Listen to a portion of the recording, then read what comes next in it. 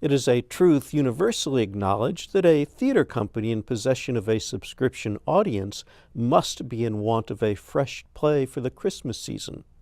I've opened this review with a line inspired by Pride and Prejudice because the Jane Austen classic was also the inspiration for playwrights Lauren Gunderson and Margot Melcon when they wrote Miss Bennet, Christmas at Pemberley. This year-old script was an excellent choice for the holiday slot at the Repertory Theater of St. Louis.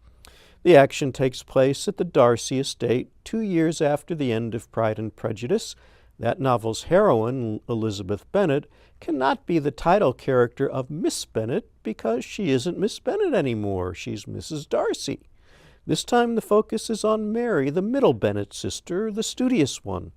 Her family sees spinsterhood in her future, but Mary envisions more for herself.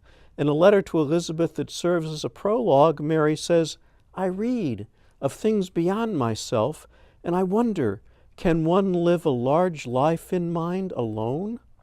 A potential partner for Mary soon appears in the form of another visitor to Pemberley. He's Arthur de Burgh, who just inherited Rosings, the estate of Lady Catherine de Burgh, Mr. Darcy's imperious aunt.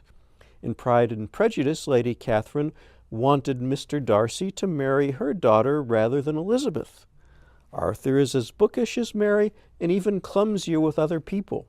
Their personalities make Arthur and Mary a perfect match for each other, but also make normal courtship impossible. Additional barriers to happiness include a misdirected letter and the arrival of Anne de Burgh, Lady Catherine's daughter. Anne inherited a sizable legacy from her mother, but not the great estate Rosings. Anne sees marriage to Arthur as the ideal way to keep Lady Catherine's money and land together.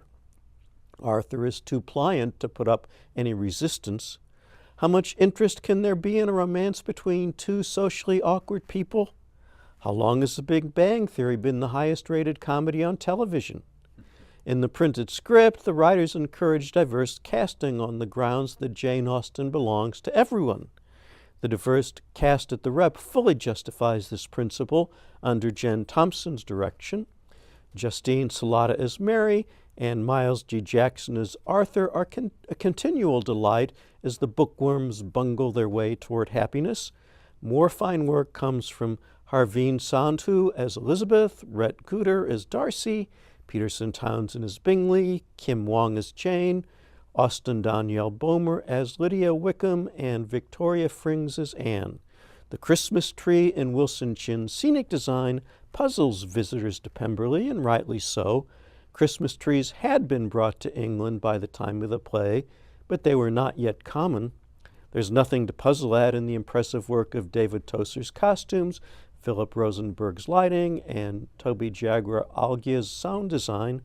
Pemberley is a grand place to visit this holiday season. And it wouldn't be a bad place to live, to reverse the old saying about New York. Yes, indeed. But lovely play, delightful, and certainly would make the holidays cheerful. The Rep is a great place to go this season.